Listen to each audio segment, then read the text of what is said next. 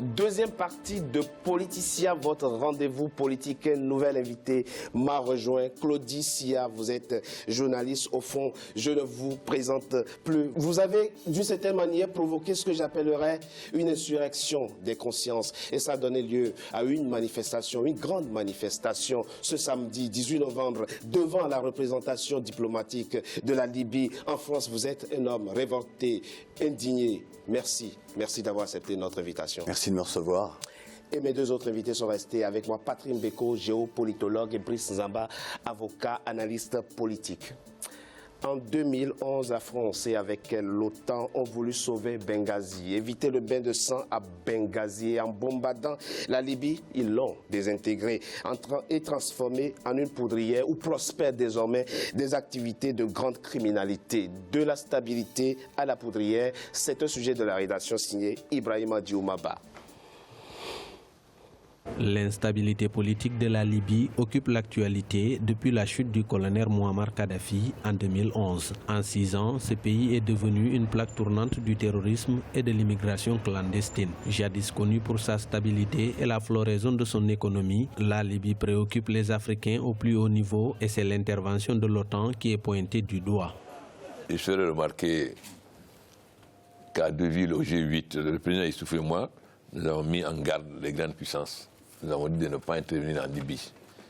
Quelle intervention aura deux conséquences? La somalisation de la Libye et la politisation du terrorisme chez nous. Somalisation de la Libye, parce que qui connaît comment le président Kadhafi gouverne avec ce chef de tribu, s'il n'y a pas là, chaque tribu va prendre son autonomie, donc la Libye deviendra comme la Somalie. Depuis quelques jours, l'actualité africaine est occupée par la révélation faite par des médias sur le trafic de migrants et l'esclavage dont ils font l'objet en Libye. Dans certains pays, des manifestations ont eu lieu devant les ambassades libyennes. Le Burkina Faso a d'ailleurs rappelé son ambassadeur en Libye et l'Union panafricaine de la jeunesse s'est saisie de la question. Est-ce que nous ne pouvons pas avoir cette Libye qui défendait les Africains? C'est pas la Libye d'hier, ça. C'est pas la Libye qui venait au secours des Africains. Donc il ne faut pas que nous puissions oublier les responsabilités qui sont partagées ici. Nous devons prendre également le temps d'investiguer pour mener des actions concrètes. Et c'est pour cela que l'Union panafricaine de la jeunesse, dès aujourd'hui, nous avons décidé d'ouvrir des enquêtes. L'Union africaine s'active pour réunir les différents protagonistes afin de trouver une solution politique et mettre fin au chaos qui règne en Libye. La question de l'immigration clandestine devrait être abordée lors du sommet Union africaine-Union européenne qui s'ouvre à Abidjan le 29 novembre 2017. Nous avons dit que le problème libyen doit être résolu par l'Union africaine parce que les problèmes africains doivent être réglés par l'Afrique.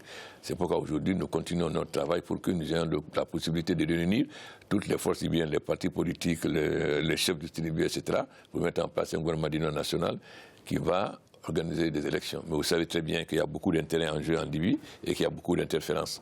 Donc c'est une bataille que nous sommes en train de mener. La Libye est actuellement gouvernée par plusieurs forces adverses. En décembre 2015, des représentants du Parlement de Tobrouk et du Congrès général national de Tripoli ont signé un accord de réconciliation à Skirat au Maroc, sous l'égide des Nations Unies. Les deux principaux leaders, Fayez al-Sarraj et Khalifa Haftar, ont même adopté un plan de sortie de crise en juillet 2017. Le Premier ministre d'Union nationale souhaite la tenue d'élections présidentielles et parlementaires en mars 2018.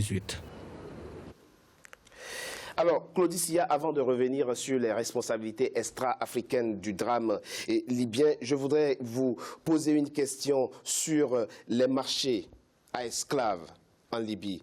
Avec ces marchés, l'humanité redécouvre, ou du moins se découvre une nouvelle plaie.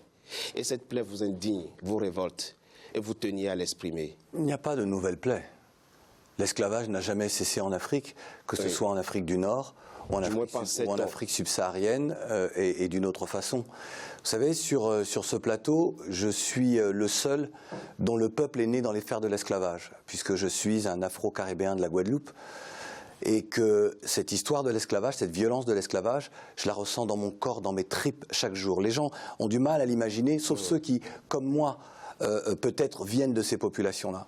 Je suis le premier en France à avoir organisé une marche de commémoration de l'abolition de l'esclavage le 23 avril 1998, parce que l'Espagne venait de commémorer la dite découverte des Amériques par Christophe Colomb, et la France était associée à cela, en oubliant le génocide des peuples autochtones et la déportation des millions d'Africains. L'esclavage a commencé, puisque les Arabes ont commencé à nous déporter, au 7e siècle. Puis sont venus les Européens dans un commerce triangulaire qui n'est pas triangulaire, puisqu'il n'y avait que 2 côtés de l'Atlantique qui en bénéficiaient, et pas l'Afrique, en tout cas. Absolument. Ce qui se joue aujourd'hui... Il y a une dimension symbolique qui est importante pour vous. Ce que beaucoup de gens, en regardant cette vidéo, se sont dit, c'est juste un coup de gueule de Claude Issiard. Oui. Et moi, je pensais d'ailleurs que je ne pensais pas que ça irait aussi loin. Oui.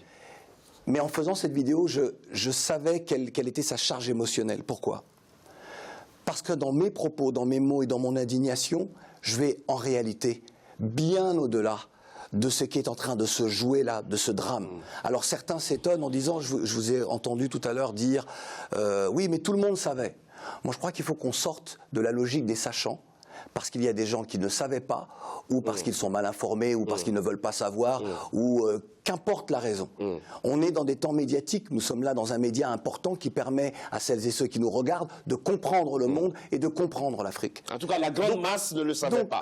Exactement, lorsque vous avez un temps médiatique, un épisode médiatique qui crée de l'émoi, et vous pouvez vous en saisir pour aller beaucoup plus loin dans la compréhension de cette géopolitique, et là je suis à côté d'un géopoliticologue, donc il peut en parler un peu plus que moi, et vous devez arriver à saisir ça et à faire entendre votre cri. Et puis, on peut s'en prendre à l'OTAN, on peut s'en prendre à l'Europe, on peut s'en prendre à la France, on peut s'en prendre à tout le monde. Il y a un moment donné, moi, lorsque j'entends les responsables politiques de notre continent, avec des déclarations d'indignation, avec des envies où il faut saisir les tribunaux internationaux, il faut ceci, cela. À quel moment nous allons, nous, écrire l'histoire?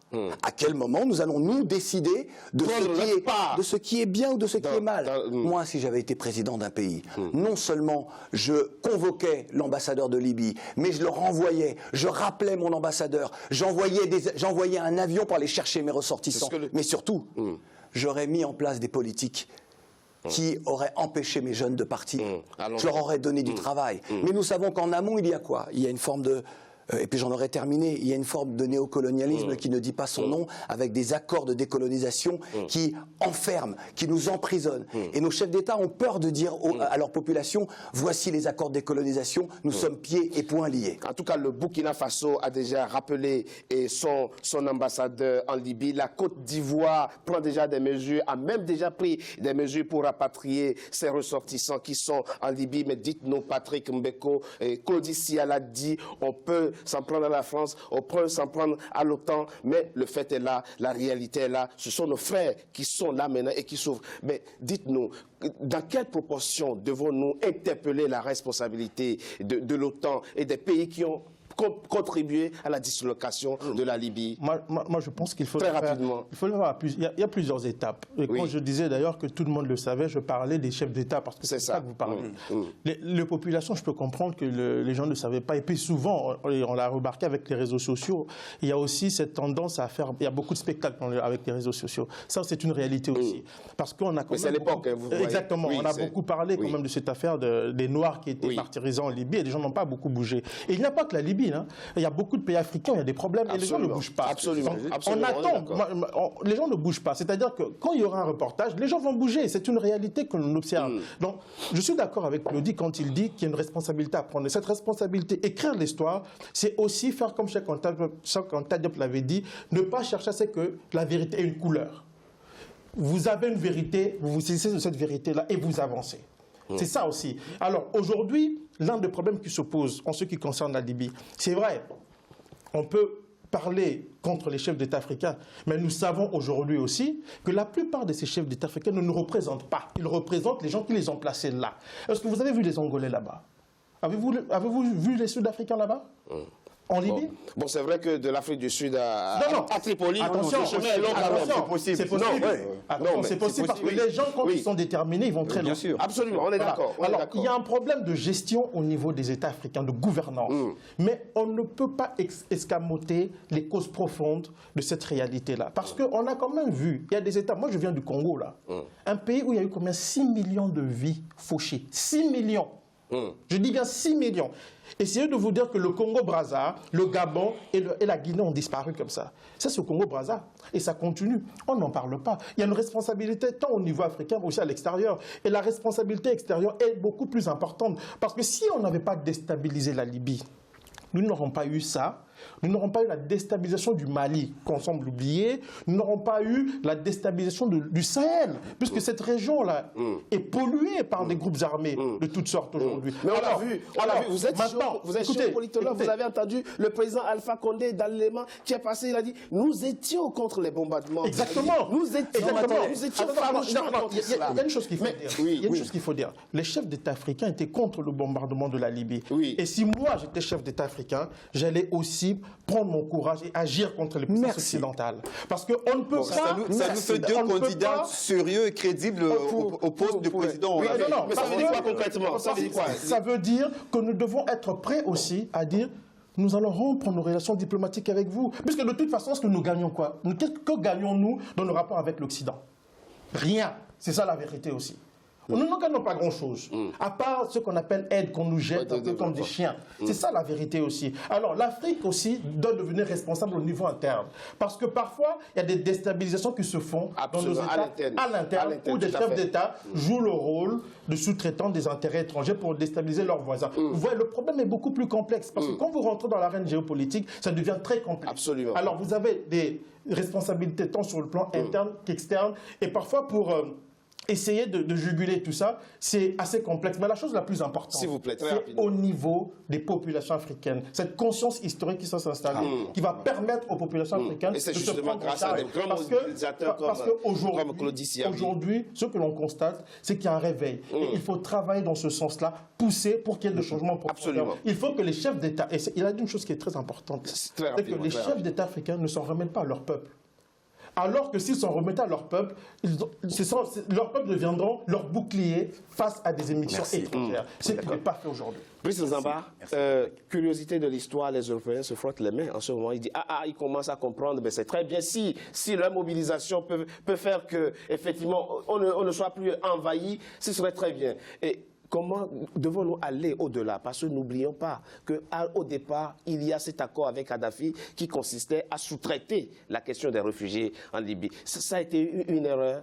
Mais écoutez, moi je suis vraiment étonné. C'est-à-dire qu'on devrait d'abord se poser la question de savoir pourquoi les gens s'y retrouvent en Libye. Bon, la circonstance de savoir que la Libye est déstabilisée, etc., c'est très intéressant. Que la Libye soit déstabilisée et que les miliciens libyens se disputent pour le pouvoir en Libye, ça peut arriver, comme ça arrive sous d'autres cieux. Mais la question, c'est comment des jeunes Africains partent de chez eux. Pourquoi ils partent de chez eux, marchandent et prennent des... Alors, on l'a dit, manque de perspective, tout ça, c'est vrai que... Mais non, mais il faut approfondir, parce que ça, ce sont des expressions générales, manque de perspective. Il faut indexer les problèmes et mettre les mots aux situations. Parce qu'aujourd'hui, le frère Mbeko a souligné un point important qui est la conscience historique. Il manque criardement en Afrique, au niveau de l'élite. Moi, je ne parle même pas de la population, parce que la population n'est que le reflet de l'élite. C'est l'élite qui fait la population. Au niveau de l'élite africaine, il y a un problème de conscience historique. Les gens ne réalisent pas 400 ans d'esclavage que les nôtres ont vécu.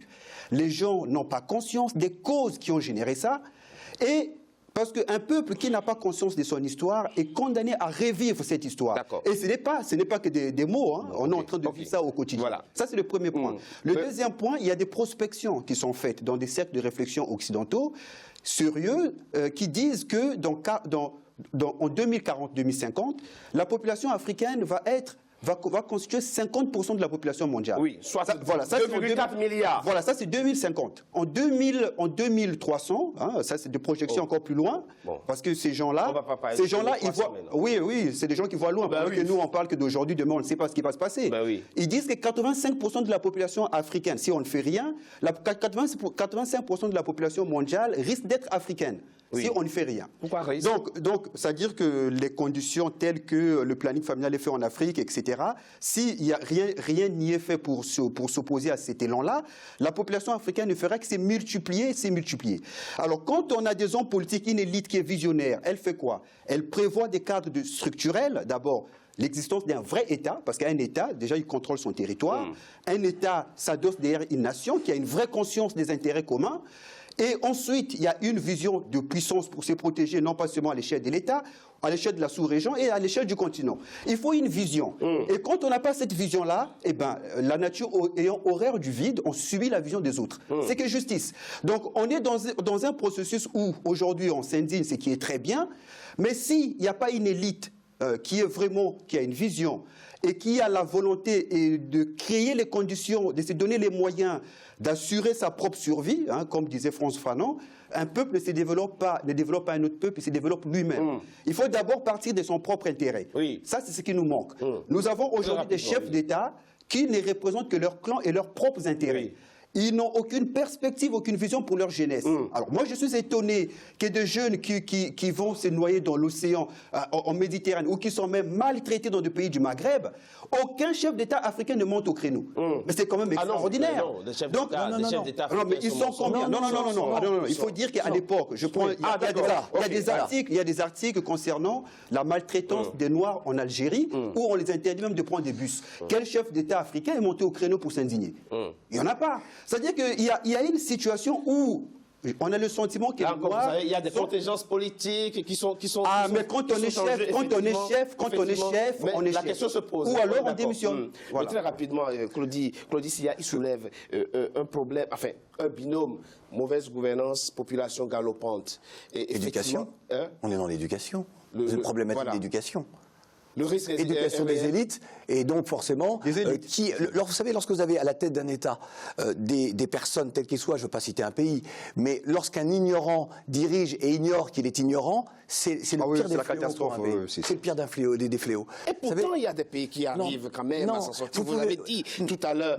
Est-ce que vous voyez des Angolais là-bas? On ne peut pas s'en sortir tout seul. On ne peut pas s'en sortir tout seul. Il y a un problème de vision. On laisse d'abord Claudia finir, s'il vous plaît. Non, je voudrais juste te dire sur la problématique d'éducation, vous savez, on a un vrai problème d'imaginaire en Afrique. C'est-à-dire que lorsque vous n'éduquez pas votre population en lui inculquant l'histoire que vous voulez, qui est la sienne d'ailleurs, qui doit être la sienne, lorsque vous regardez les manuels scolaires d'histoire en Afrique francophone imprimés par une grande société française, imaginez qu'aux États-Unis, ce soit des Chinois qui impriment les manuels scolaires d'histoire, ce serait invraisemblable. Et que l'histoire commence à la colonisation, vous vous rendez compte le terme d'imaginaire que vous créez chez les jeunes lorsque vous avez, puisque le sommet bientôt de l'Union africaine et de l'Union européenne, mais comment voulez-vous que l'Union africaine puisse imposer sa vision, je dis même pas l'Union africaine, mais les différents individus et présidents qui parfois, lorsqu'ils sont en privé, vous disent voilà ce qu'il faut faire, et qui ne le font pas, lorsque l'Union africaine est financée en grande partie par l'Union européenne. Non, mais si par exemple, mon cher Patrick, il y a une VETAS qui vient d'être créée, qui rentre en vigueur en 2018, notamment sur les produits non africains. Non, mais si Patrick me finance au quotidien tous les mois, si je suis pas d'accord de quelque chose, je vais lui dire oui, Patrick, il va me dire quoi? Bon, rien, Patrick. Parce que c'est lui qui paye. La dépendance est là. Donc, à un moment donné, on a véritablement un problème. Vous savez, sur l'histoire de l'esclavage, en Algérie, vous avez cité l'Algérie, et en octobre dernier, donc récemment, un arrêté très clair ministériel a été pris par les uns et les autres en disant vous ne devez plus prendre, si vous êtes chauffeur de bus, chauffeur de taxi, vous ne devez plus prendre de migrants. Et les migrants, ce sont les Noirs. Très clairement. Et personne ne s'est indigné de ça. Voilà. Patrick Mbeko, Fatou Bensouda, la procureure de la CPI, dit « Mes services observent rigoureusement la situation sur le terrain pour voir dans quelle mesure nous pourrons... » Là, comme nous sommes dans quoi? Dans farinade? Nous avons parlé de la CPI ici chez vous. Et je vais expliquer, moi, quand je travaille sur le dossier libyen, quand j'ai enquêté, moi, j'ai eu des contacts avec les gens dans le bureau du procureur, les gens de son bureau. Et je me rappelle, à l'époque, il y avait des mandats contre Muammar Kadhafi, son fils, et puis Abdallah Senussi. Quand Kadhafi a été assassiné, quelqu'un dans le bureau du procureur m'a dit « Écoute, Kadhafi est assassiné et puis c'est fini, le dossier est fermé ». La CPI est au service des États puissants.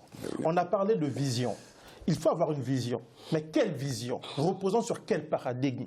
Parce que nous avons des gens aussi qui ont beaucoup évolué en Occident ou qui évoluent en Afrique, qui ont des grands diplômes, mais dont le paradigme de départ est pollué par l'idéologie. Donc quand le président du Niger demande à la CPI d'ouvrir une enquête en Libye... Écoutez, les Africains ne sont-ils pas responsables pour mettre en place une structure judiciaire pour faire la lumière sur tout ça? Moi, je viens de suivre, je suis en train de travailler sur un dossier et je sais aujourd'hui que la Cour africaine des droits de l'homme a enquêté sur une affaire concernant le Rwanda. On est capable de le faire. On est capable de le faire. Pourquoi est-ce qu'un jour on va juger l'OTAN devant la CPI? Parce qu'on va juger l'OTAN devant la CPI. Pourquoi les Africains vont signer des traités qu'ils ne comprennent pas? Un exemple, les États-Unis n'ont pas ratifié le protocole de Rome, ni la Chine, ni la Russie. Mais ça ne nous dit rien. Eh bien, ils le financent. Et c'est ça qui est quand même incroyable. Hein. Ils financent ces cours-là, mais ils n'ont rien ratifié. Alors, les Africains... Ceci dit, une enquête est ouverte en Afghanistan. Non, attention. Il y a eu des enquêtes en Géorgie.